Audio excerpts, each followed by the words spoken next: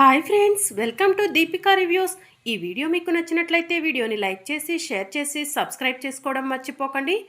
జాను తులసికి ఫోన్ చేసి తులసితో మాట్లాడుతూ ఉంటే ఆ సమయంలో సిద్ధు వాళ్ళ నానమ్మ తులసిని చూసి నష్టజాతకురాల్ని తీసుకొచ్చి నట్టింట్లో కూర్చోబెట్టారు. మా కొంపకు ఏం దరిద్రం చుట్టుకోబోతుందో ఏంటో అని చెప్పి అంటూ ఉంటుంది. ఆ మాటలు జానుకి ఎక్కడ వినిపిస్తాయో అని చెప్పి తులసి కంగారు పడుతూ ఉంటుంది. జాను, నేను మళ్ళీ నీకు చేస్తాను అని చెప్పి తులసి చెప్తూ ఉంటే, అక్క ఒక్క నిమిషం, పక్కన ఎవరో మాటలు వినిపిస్తున్నాయి అని చెప్పి అడుగుతూ ఉంటుంది.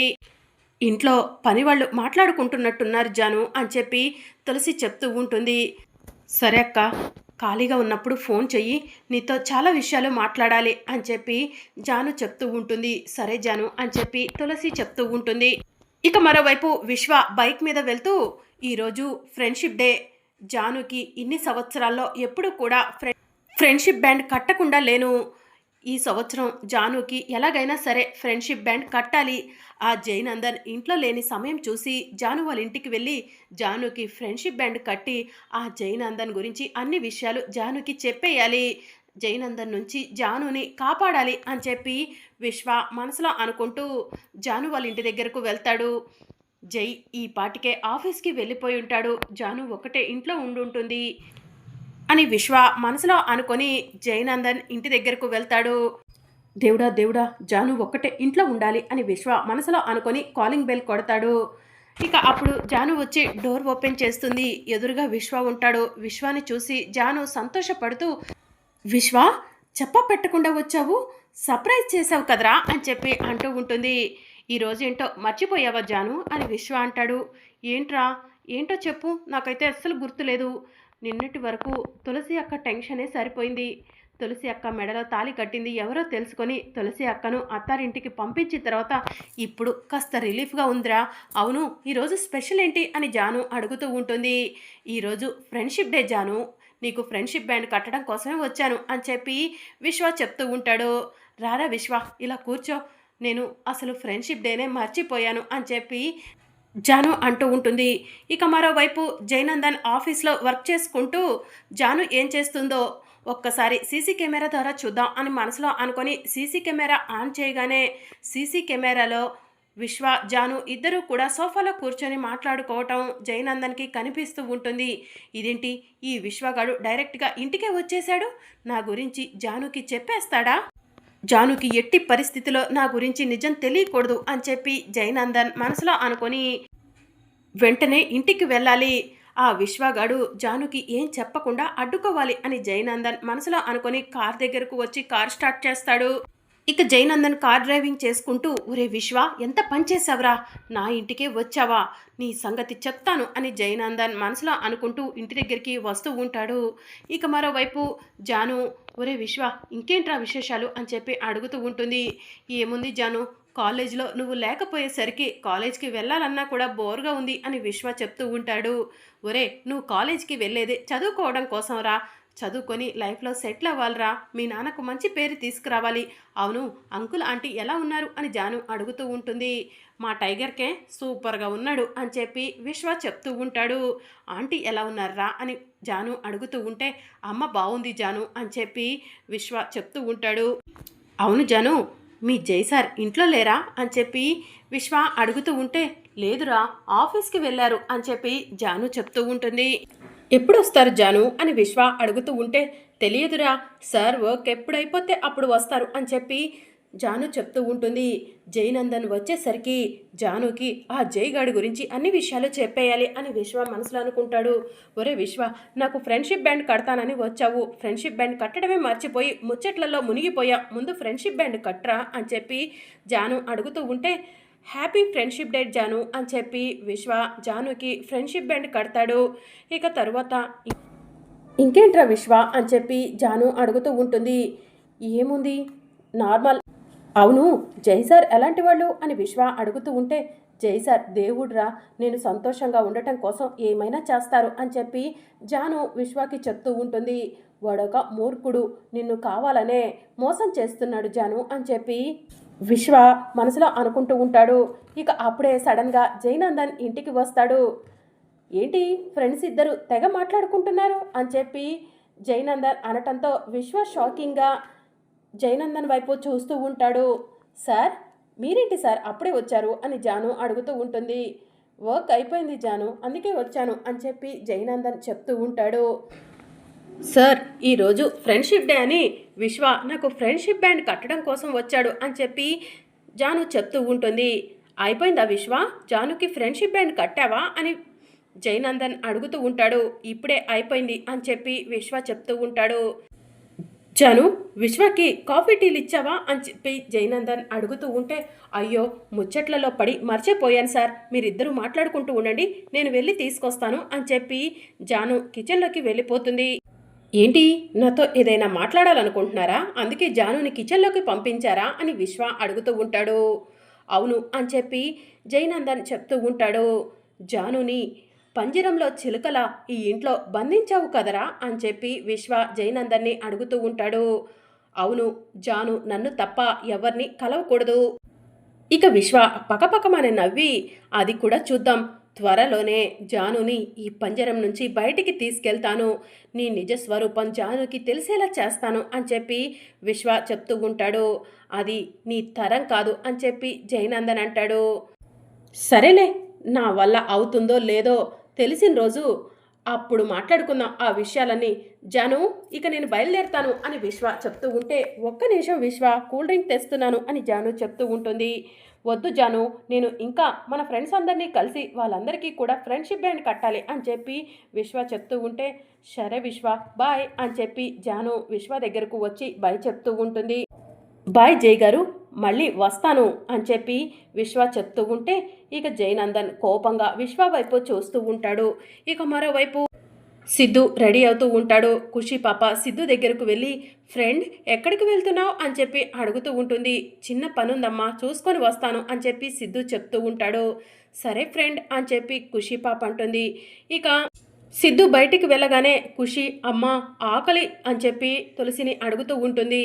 పదమ్మ, డైనింగ్ టేబుల్ మీద ఏమైనా ఉన్నాయేమో చూసి పెడతాను అని చెప్పి తులసి చెప్తూ ఉంటుంది. ఇక తులసి ఖుషి పాప ఇద్దరూ కలిసి డైనింగ్ టేబుల్ దగ్గరకు వస్తారు. కూర్చో అమ్మ ఖుషి అని చెప్పి తులసి ఖుషికి టిఫిన్ వడ్డిస్తూ ఉండగా సిద్ధు వాళ్ళ నానమ్మ ఖుషిని తులసిని చూసి, ఏయ్ ఏం చేస్తున్నారు మీరు అక్కడ అని చెప్పి అడుగుతూ ఉంటుంది.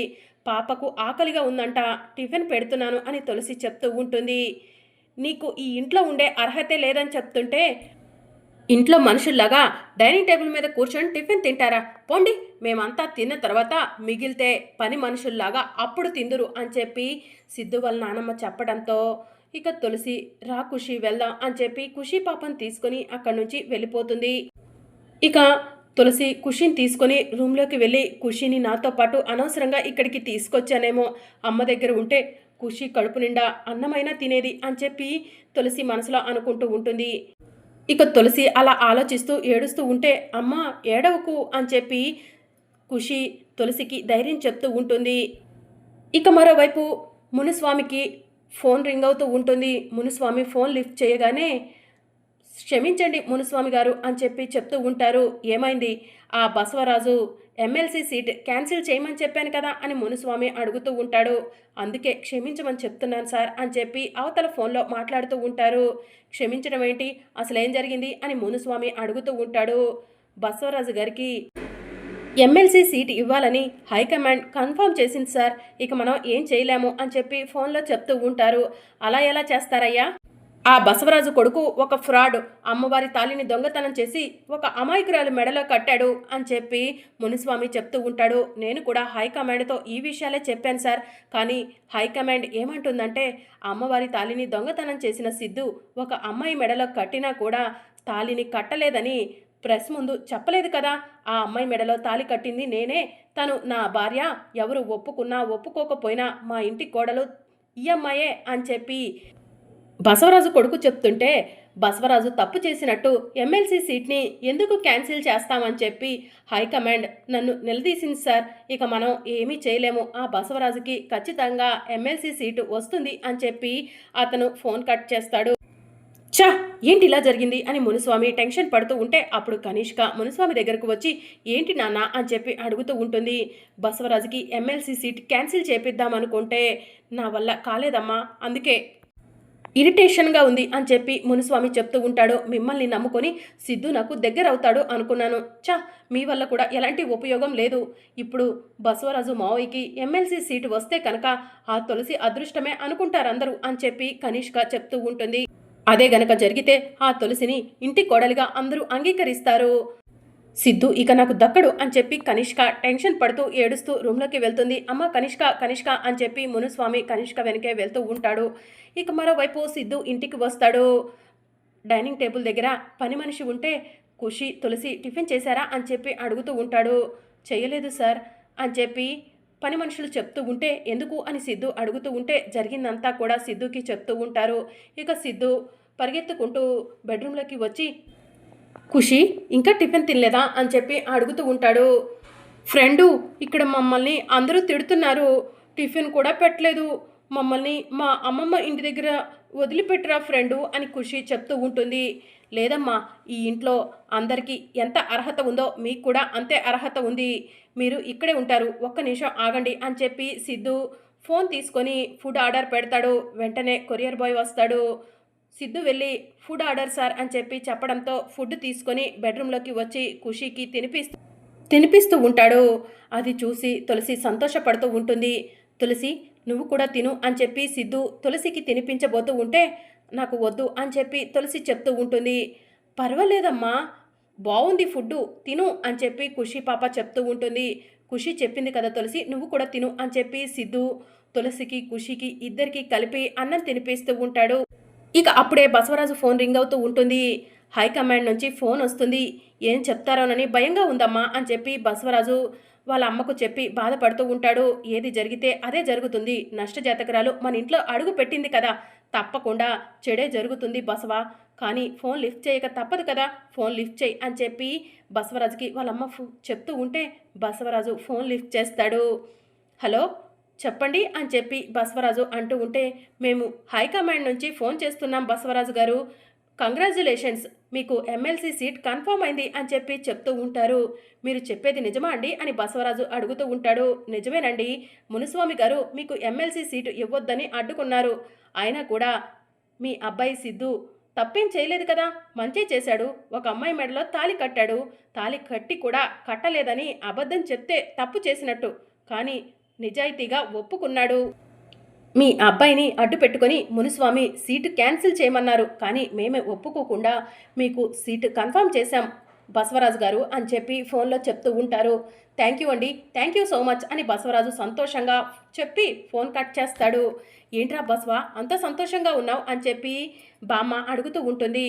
అమ్మా అందరికీ ఒకేసారి చెప్తాను, సిద్ధు ఇంట్లోనే ఉన్నాడా, సిద్ధు సిద్ధు అని చెప్పి బసవరాజు పిలుస్తూ ఉంటాడు. ఇక సిద్ధు బయటికి వచ్చి ఏంటి నానా అని చెప్పి అడుగుతూ ఉంటాడు.